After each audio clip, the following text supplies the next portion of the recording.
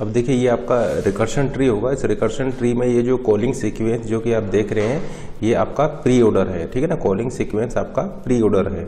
अब इसको आप किस तरीके से देखिए ये वर्क करेगा, ये आपका वर्क करेगा from top to down and left to right fashion में, ठीक है ना। आप टॉप टू डाउन आइए, लेफ्ट टू राइट फैशन में देखिए। जैसे कि देखिए ये सबसे पहले ये कॉल होगा, फिर ये कॉल होगा, फिर ये कॉल होगा, फिर ये कॉल होगा। देखिए top to down and left to right fashion में हम आगे बढ़ रहे हैं, यानी top to down and left to right, top to down and left to right fashion में हम आगे बढ़ रहे हैं। तो देखिए ये आपके ये कॉल होते जा रहे हैं, ये कॉल होते जा रहे हैं, ये कॉल हो गया, देखिए टर्मिनेट हो गया। उसके बाद में देखिए यहाँ पर ये फर्स्ट मूवमेंट हो गया। फर्स्ट मूवमेंट होने के बाद में देखिए फिर ये फिफ्थ कॉल गया, ये कॉल देखिए आपका कंप्लीट हो गया। उसके बाद में देखिए यहाँ पर आपका ये सिक्स, ये देखिए ये आपका ये वाला मूवमेंट हो गया। ये मूवमेंट होने के बाद में फिर देखिए आप यहाँ पर आए, फिर ये सिक्स वाला कॉल हो गया। फिर देखिए ये आपके सेवन्थ कॉल हुआ।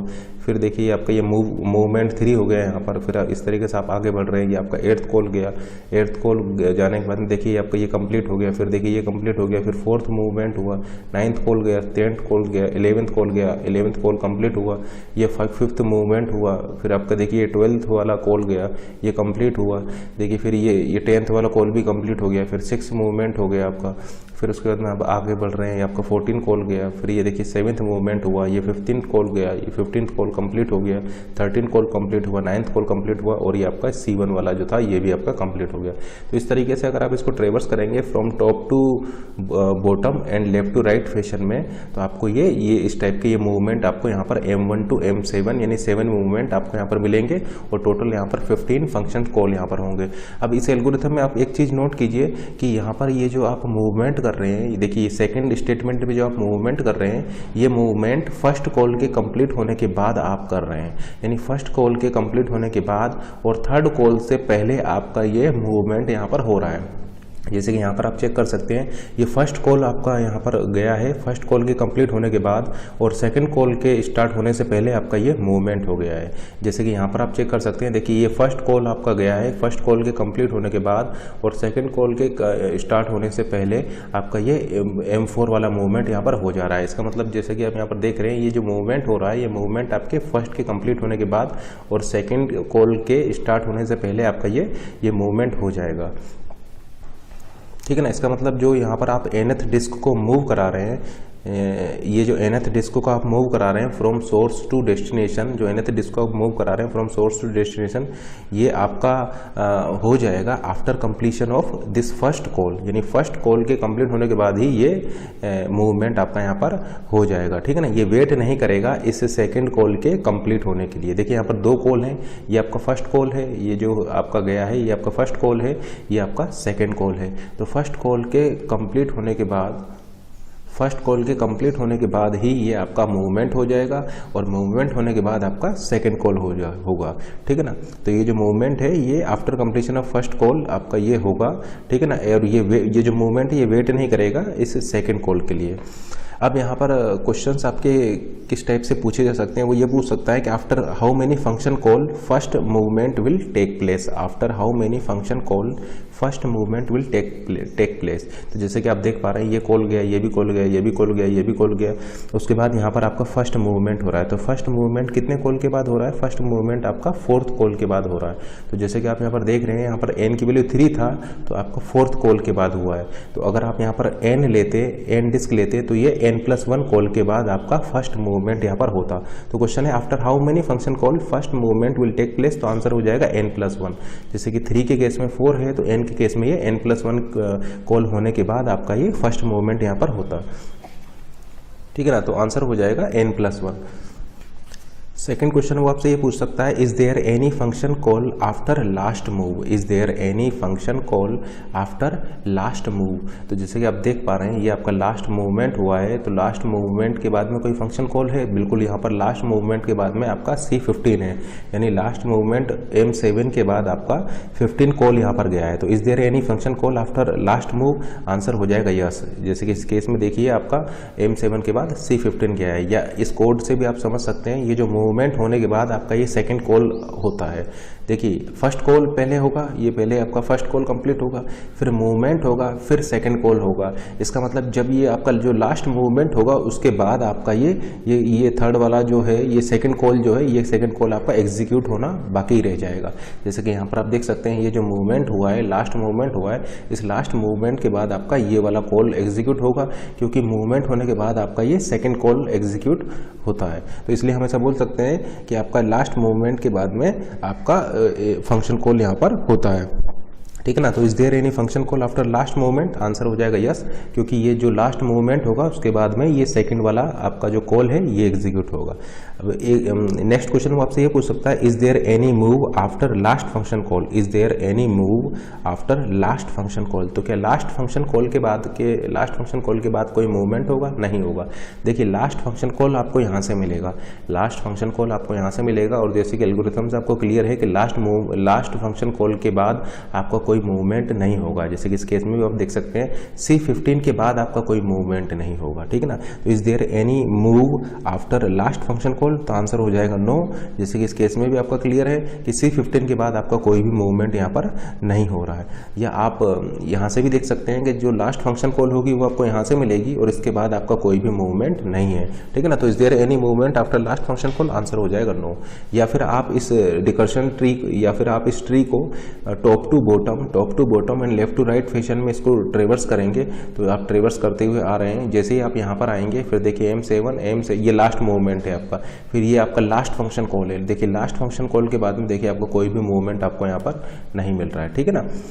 देखिए इसको आप ट्रेवर्स कीजिए top to bottom and left to right fashion में। तो देखिए आप इसको ट्रेवर्स करते आ रहे हैं top to bottom and left to right fashion में, ठीक ना। देखिए फिर आप यहाँ पर आ गए, देखिए ये लास्ट मूवमेंट आपको मिला, ये लास्ट फंक्शन कॉल मिला। लास्ट फंक्शन कॉल के बाद में देखिए आपको कोई भी मूवमेंट आपको नहीं मिल रहा है। नेक्स्ट क्वेश्चन वो ये आपसे पूछ सकता है, after how many function call there is first move from M to R, after how many function call there is first move from M to R। M to R वाला move कितने function call के बाद होगा? देखिए ये M to R नहीं है, ये भी M to R नहीं है, ये भी M to R नहीं है, ये भी M to R नहीं है, ये है आपका M to R। ये आपका first M to R move है, सॉरी ये आपका first M to R move है। तो ये कितने फंक्शन कॉल के बाद में होगा? तो जैसे कि आप देख रहे हैं ये 12th फंक्शन कॉल के बाद में यहाँ पर होगा। तो आंसर हो जाएगा C12। आफ्टर 12 फंक्शन कॉल आपका ये फर्स्ट मूव होगा M to R। तो after how many function call there is first move from M to R, answer हो जाएगा C12। 12 फंक्शन कॉल के बाद में ऐसा होगा। ये आपने कैसे निकाला? देखिए आप इसको ट्रेवर्स करते हुए आ रहे हैं, देखिए आपने इसको ट्रेवर्स किया है top to bottom and left to right fashion में। देखिए top to bottom left to right fashion में आप इसको ट्रेवर्स कर रहे हैं top to bottom left to right fashion में। देखिए ये आपका कंप्लीट हो गया। अब देखिए आप यहाँ पर आ गए, ये आपका कंप्लीट हो गया। अब देखिए आपका ये जो 12 वाला फंक्शन कॉल है ये आपका हो गया। ये देखिए 12 फंक्शन कॉल होने के बाद फिर देखिए आप कहाँ पर आ रहे हैं, ट्रेवर्स कर रहे हैं top to bottom and left to right fashion में। अब देखिए आपका ये मूवमेंट आ गया, यानी ये मूवमेंट होने से पहले आपका कौन सा कॉल था? ये मूवमेंट होने से पहले आपका ये 12 वाला कॉल था, ठीक है ना। आप ट्रेवर्स कर रहे हैं top to bottom and left to right fashion में। तो देखिए ये मूवमेंट आपको मिला, इससे पहले आपका कौन सा कॉल है? C12 कॉल है, और इस मूवमेंट होने के बाद आपका कौन सा कॉल है? 13 कॉल है।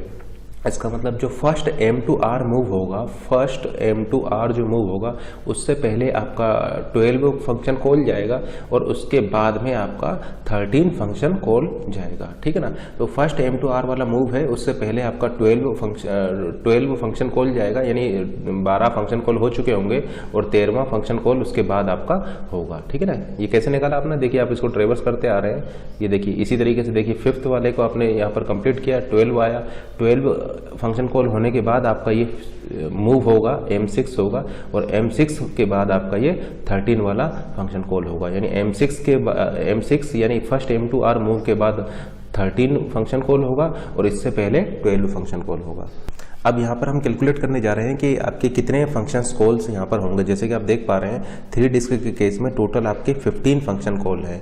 तो सबसे पहले हम यहाँ पर निकालते हैं, लेट से F का मतलब है फंक्शन कॉल, F का मतलब है फंक्शन कॉल, और यहाँ पर हम ले रहे हैं नंबर ऑफ डिस्क। अगर आप 0 डिस्क लेते हैं तो 0 डिस्क के केस में कितने फंक्शन कॉल होंगे? जैसे कि आप देख पा रहे हैं अगर n के वैल्यू 0 लेते हैं तो केवल एक फंक्शन कॉल होता है। देखिए यहाँ पर केवल एक फंक्शन कॉल है। तो अगर आप n की वैल्यू 0 लेते हैं तो आपका एक फंक्शन कॉल यहाँ पर होगा, ठीक है ना। लेकिन अगर आप n की वैल्यू 1 लेते हैं, अगर आप 1 डिस्क लेते हैं तो कितने फंक्शन कॉल होंगे? तो देखिए 1 डिस्क के केस में एक फंक्शन कॉल तो ये हो गया, एक फंक्शन कॉल ये हो जाएगा, एक फंक्शन कॉल ये हो जाएगा। तो अगर आप n की वैल्यू 1 लेंगे तो आपके 1, 2 एंड 3 टोटल 3 फंक्शन कॉल यहाँ पर होंगे, 1 + 1 + 1। तो इस 3 को मैं इस तरीके से भी लिख सकता हूँ, 1 + 1 + 1। तो आपके यहाँ पर टोटल 3 फंक्शन कॉल होंगे। अगर आपकी n की वैल्यू 1 होगी, जैसे कि आप देख पा रहे हैं, एक फंक्शन कॉल आपका यहाँ पर जाएगा, एक फंक्शन कॉल आपका यहाँ पर जाएगा और एक फंक्शन कॉल आपका यहाँ जाएगा, यानी n की वैल्यू 1 पर आपके टोटल 3 फंक्शन कॉल जाएंगे। उसी तरीके से अगर आप यहाँ से भी इसको देख सकते हैं, n की वैल्यू अगर 1 होगा तो एक फंक्शन कॉल आपका यहाँ से जाएगा, एक फंक्शन कॉल 0 के लिए जाएगा और एक फंक्शन कॉल 0 के लिए जाएगा। तो टोटल 1, 2 एंड 3 फंक्शन कॉल आपके यहाँ पर हो जाएंगे। उसी तरीके से अगर आप n की वैल्यू 2 ले लेते हैं तो n की वैल्यू 2 लेने पर देखिए आपके कितने फंक्शन कॉल जा रहे हैं, 1, 2, 3, 4, 5 एंड 6, यानी टोटल आपके 6 फंक्शन कॉल जा रहे हैं। देखिए 1, 2, 3, 4, 5, 6 एंड 7, टोटल आपके 7 फंक्शन कॉल जाएंगे। अगर आप n की वैल्यू 2 लेंगे तो देखिए 1, 2, 3, 4, 5, 6, 7, यानी टोटल आपके 7 फंक्शन कॉल जाएंगे। तो 7 को मैं क्या लिख सकता हूँ? देखिए 3 + 3 + 1, ये देखिए प्राइम नंबर चल रहा है आपका 1, 3, तो आपका ये 7 फंक्शन कॉल जाएंगे यहाँ पर। अब लेट से अगर मैं n की वैल्यू 3 ले लेता हूँ तो टोटल मेरे 15 फंक्शन कॉल जाएंगे। जैसे कि आप देख पा रहे हैं, अगर मैं n की वैल्यू 3 लेता हूँ, तो टोटल मेरे 15 फंक्शन कॉल यहाँ पर जाते हैं। तो फिर इसको मैं लिख सकता हूँ 15 को 7 + 7 + 1। तो इसका आपको एक पैटर्न यहाँ पर मिल गया होगा, एक ये सीरीज पर ये वर्क कर रहा है। तो आप ऐसा बोल सकते हैं कि अगर आप n डिस्क का यूज़ कर रहे हैं, तो वहाँ पर total number of function call हो जाएंगे 2 पावर n + 1 - 1, ठीक है ना। तो n डिस्क के केस में total number of function call is equal to 2 power n + 1 - 1। जैसे कि इसको आप वेरीफाई कर सकते हैं, n की वैल्यू 0 है यहाँ पर, तो इसको लिख सकते हैं 2 पावर 1 - 1। n की वैल्यू 3 है तो इसको मैं लिख सकता हूँ 2 पावर, n की वैल्यू यहाँ पर 1 है तो इसको मैं लिख सकता हूँ 2 पावर 1 + 1 - 1। n की वैल्यू देखिए यहाँ पर 2 है तो इसको मैं लिख सकता हूँ 2 पावर 2 + 1 - 1। और n की वैल्यू यहाँ पर कितना है, 3 है, तो इसको मैं लिख सकता हूँ 2 पावर 3 + 1 - 1, ठीक है ना। देखिए n की वैल्यू 2 था तो इसको मैं लिख सकता हूँ 2 + 1 - 1। तो इस तरीके से आप इसको कैलकुलेट करेंगे तो आपका ये फार्मूला क्या देगा, ये फार्मूला देगा नंबर ऑफ फंक्शन कॉल्स, जो आपके यहाँ पर इस टावर ऑफ एनोवी प्रॉब्लम को सॉल्व करने में आप यहाँ पर यूज़ करेंगे। अब कैलकुलेट करते हैं कि मूवमेंट आपके यहाँ पर कितने होंगे, कितने आपके यहाँ पर ये मूवमेंट होंगे। जैसे कि आप देख पा रहे हैं n की वैल्यू 3 के केस में टोटल आपके यहाँ पर 7 मूवमेंट हुए। तो देखिए मूवमेंट को लेट से मैं m से रिप्रेजेंट कर रहा हूँ। तो अगर आपकी 0 डिस्क आप ले रहे हैं, नंबर ऑफ डिस्क आपकी 0 है, तो कितने मूवमेंट हो रहे हैं? जैसे कि आप देख सकते हैं 0 डिस्क के केस में आपका एक भी मूवमेंट नहीं हो रहा है, ठीक है ना। अगर आप n की वैल्यू 0 लेंगे तो आप यहाँ से रिटर्न कर जा रहे हैं। n की वैल्यू अगर आप 0 लेंगे तो उस केस में आप यहीं से रिटर्न कर जा रहे हैं, यानी आपके मूवमेंट कितने हुए? यहाँ पर मूवमेंट आपके 0 हुए। या यहाँ से भी आप देख सकते हैं कि n की वैल्यू अगर आप 0 ले रहे हैं तो आपके 0 मूवमेंट होंगे। तो 0 डिस्क के केस में आपके 0 मूवमेंट यहाँ पर होंगे। एंड लेट से अगर आप एक डिस्क लेते हैं, एक डिस्क के केस में कितने मूवमेंट हो रहे हैं? तो एक डिस्क के केस में जैसे कि आप देख पा रहे हैं आपका केवल एक मूवमेंट हो रहा है।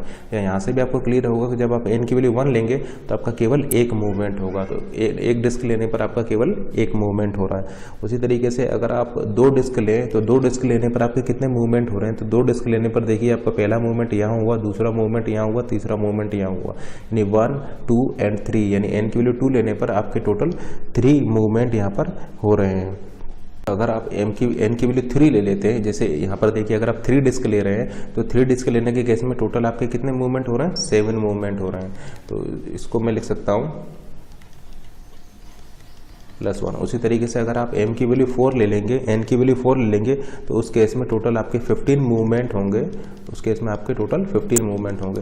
तो देखिए ये भी आपका एक यहाँ पर पैटर्न बन के आ रहा है। अगर आप n ले लेते हैं, अगर आप नंबर डिस्क को n ले लेते हैं तो n डिस्क के केस में आपके कितने मूवमेंट हो जाएंगे? तो आप बोल सकते हैं n डिस्क के केस में number of movement 2 power n - 1 होंगे, ठीक है ना। तो number of movement in case of n disk is equal to 2 power n - 1। जैसे कि यहाँ पर आप इसको वेरीफाई करा सकते हैं, 2 पावर 0 - 1 ये हो जाएगा 2 पावर 1 - 1, ये और ये आपका हो जाएगा 2 पावर 2 - 1, ये आपका हो जाएगा 2 क्यूब - 1, ये हो जाएगा आपका 2 पावर 4 - 1, ठीक है ना। तो number of movement in case of n disk is equal to 2 power n - 1।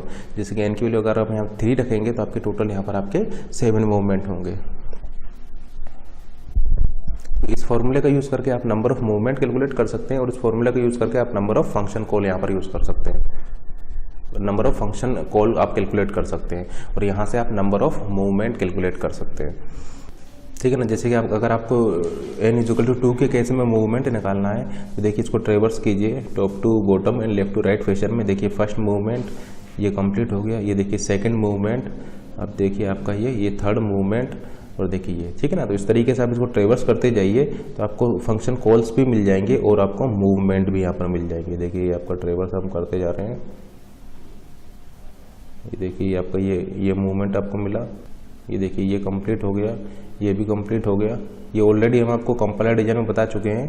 इस तरीके से आप यहाँ पर इसको ट्रेवर्स करते जाएंगे और देखिए ये आपका ये कंप्लीट हो जाएगा, ये वाला कंप्लीट हो जाएगा, ये वाला कंप्लीट हो जाएगा और आपका ये वाला प्रोग्राम भी कंप्लीट हो जाएगा। इस तरीके से आप इसको ट्रेवर्स करेंगे top to bottom and left to right fashion में। ये कंपाइलर डिजाइन में ऑलरेडी हम इस टाइप के कॉन्सेप्ट को एक्सप्लेन कर चुके हैं, वहाँ पर भी हमने ट्रेवर्स किया था top to down and left to right fashion में। और इस तरीके से आपका ये कॉल होते हुए इस टाइप के मूवमेंट आपको यहाँ पर मिल जाएंगे। अब मान लीजिए ये जो कोड है, इस कोड में मैं एक चेंज कर देता हूँ। इस कोड में जो ये टावर फिनोमिना वाला जो कोड लिखा था, इस कोड में मान लीजिए मैं एक चेंज कर देता हूँ। और चेंज मान लीजिए आपका ये है कि अगर मैं जो आपका बेस कंडीशन है वो 0 पर न लेकर के लेट से अगर मैं 1 पे ले लेता हूँ तो यहाँ पर क्या चेंज होगा, ठीक है ना। 0 पर न लेकर के मैं इसको लेट से 1 पे ले लेता हूँ एंड यहाँ पर फिर मैं आपका देखिए n=1, इसका मतलब अगर मेरे पास केवल एक ही डिस्क होगी तो एक डिस्क के केस में मैं उसको मूव कराऊंगा L to R। एक डिस्क होगा तो उसको मैं मूव कराऊंगा L to R। तो मैं यहाँ पर लिख दूंगा print of move L to R, ठीक है ना। और फिर यहाँ से इसको रिटर्न कर दूंगा। यहाँ पर मैंने क्या किया है, यहाँ पर मैंने ये इफ़ वाली कंडीशन को चेंज कर दिया है, इफ़ वाली कंडीशन को चेंज कर दिया है और n=0 की जगह पर अगर मैं इसको 1 कर देता हूँ, ठीक है ना। पहले मेरा 0 पर ये ब्रेक हो रहा था, अब लेट से मेरा ये 1 पर ब्रेक हो रहा है, ठीक है ना। 1 पे ब्रेक हो रहा है तो अगर मेरे पास केवल एक डिस्क है तो एक डिस्क को मुझे मूव कराना होगा। n के लिए अगर 1 होगा तो एक डिस्क को मूव कराऊंगा। कहाँ से कहाँ पर कराऊंगा, सोर्स से डेस्टिनेशन पे कराऊंगा। अगर केवल एक ही डिस्क है तो उस डिस्क को मैं मूव करा सकता हूँ easily from this source tower to this destination tower, यानी L to R। तो मूव मैं यहाँ पर करा दूंगा L to R और उसके बाद मैं यहाँ से रिटर्न कर जाऊँगा।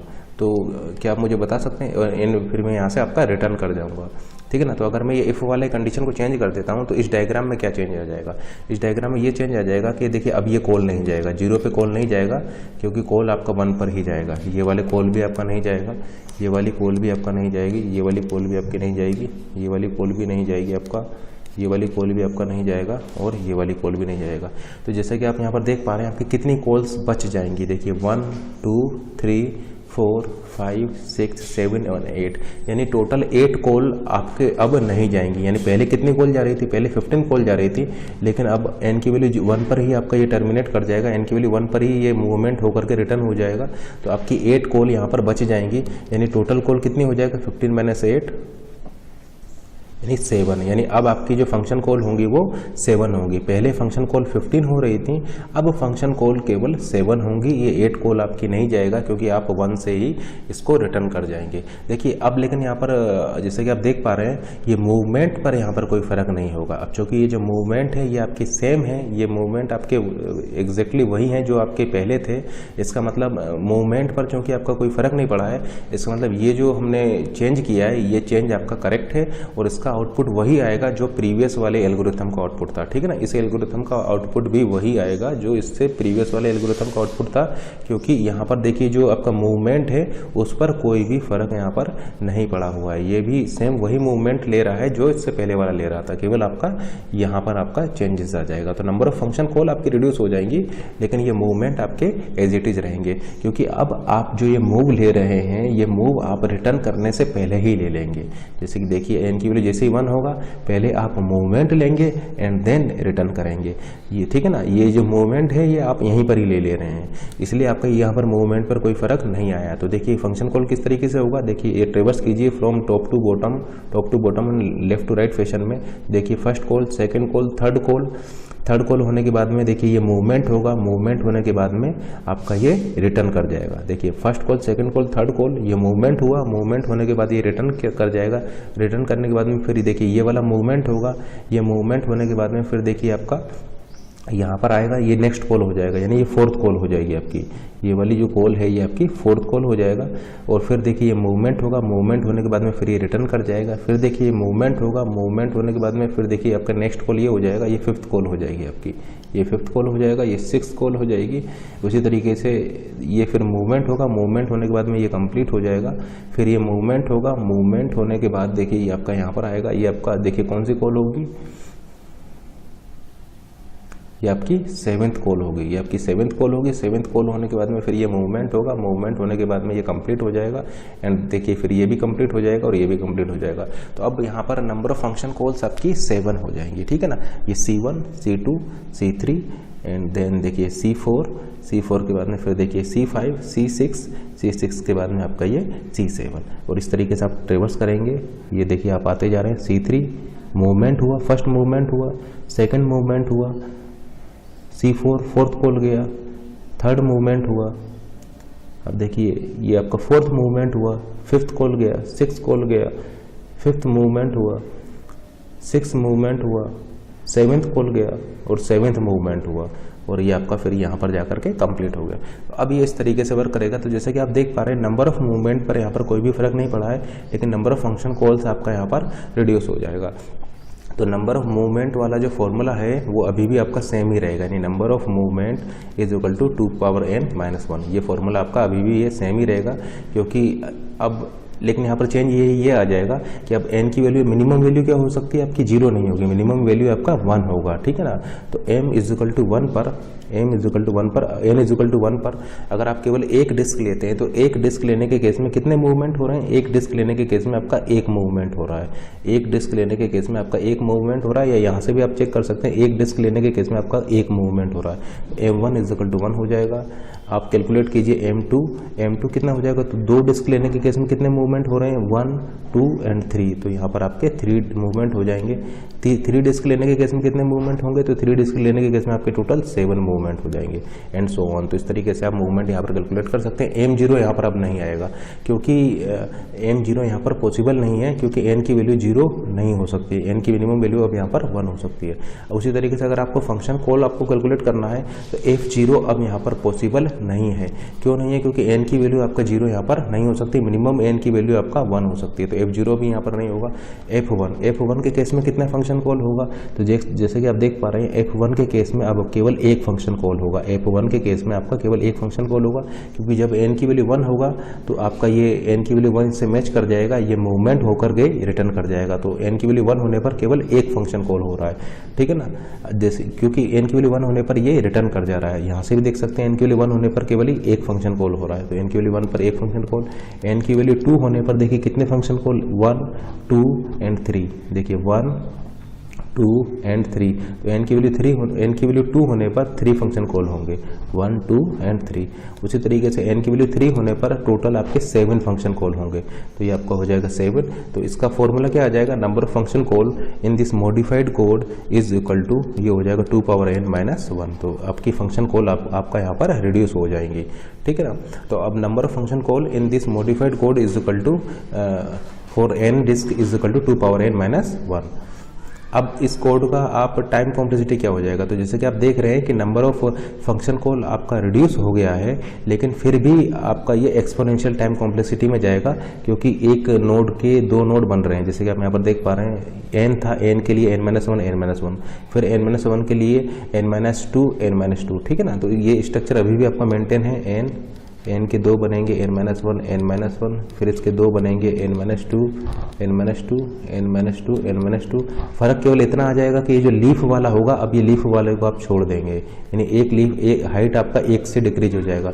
लेकिन अभी भी आपका चूंकि एक नोड पर 2 चॉइस हैं, तो आप ऐसा बोल सकते हैं कि अभी भी इसका जो टाइम कॉम्प्लेक्सिटी हो जाएगी वो ऑर्डर ऑफ 2n होगा, यानी एक्सपोनेंशियल टाइम कॉम्प्लेक्सिटी होगी। और वैसे भी एसिम्प्टोटिक एनालिसिस में हम आपको बता चुके हैं कि ऑर्डर ऑफ 2n लीजिए, या ऑर्डर ऑफ 2n+1 लीजिए, या ऑर्डर ऑफ 2n-1 लीजिए, ये तीनों ही एसिम्प्टोटिकली सेम है, ठीक है ना। ऑर्डर ऑफ 2 पावर n या order of 2 power n plus 1 या order of 2 power n minus 1, ये तीनों ही एसिम्प्टोटिकली सेम है। तो अगर आप एसिम्प्टोटिक टाइम कॉम्प्लेक्सिटी की बात करेंगे तो एसिम्प्टोटिक टाइम कॉम्प्लेक्सिटी अभी भी वही रहेगी, रनिंग टाइम अभी भी वही रहेगा जो पहले वाला था, लेकिन प्रैक्टिकली ये कुछ थोड़ा कम हो जाएगा। कम इसलिए हो जाएगा कि कुछ फंक्शन कॉल्स आपकी अब यहाँ पर सेव हो जाएंगी, ये फंक्शन कॉल्स आपकी सेव हो गई हैं, तो प्रैक्टिकली कुछ कम हो जाएगा, लेकिन थ्योरेटिकली अभी भी आपका एसिम्प्टोटिक टाइम कॉम्प्लेक्सिटी वही रहेगा। अगर स्पेस कॉम्प्लेक्सिटी की बात करें तो इस कोड का स्पेस कॉम्प्लेक्सिटी हो जाएगा ऑर्डर ऑफ n, क्योंकि आप यहाँ पर अगर लॉन्गेस्ट ब्रांच लेते हैं तो कोई भी अगर लॉन्गेस्ट ब्रांच लेंगे या स्टैक लेकर के स्टैक की हाइट या स्टैक डेप्थ को कैलकुलेट करेंगे तो उसकी हाइट या डेप्थ या ये जो लॉन्गेस्ट ब्रांच है ट्री में वो उसका जो ऑर्डर होगा वो ऑर्डर ऑफ n होगा, ठीक है ना। तो स्टैक की डेप्थ या स्टैक की हाइट या लॉन्गेस्ट ब्रांच ये आपकी ऑर्डर ऑफ n की होगी, इसलिए इसकी स्पेस कॉम्प्लेक्सिटी है ऑर्डर ऑफ n और टाइम कॉम्प्लेक्सिटी है ऑर्डर ऑफ 2 पावर n।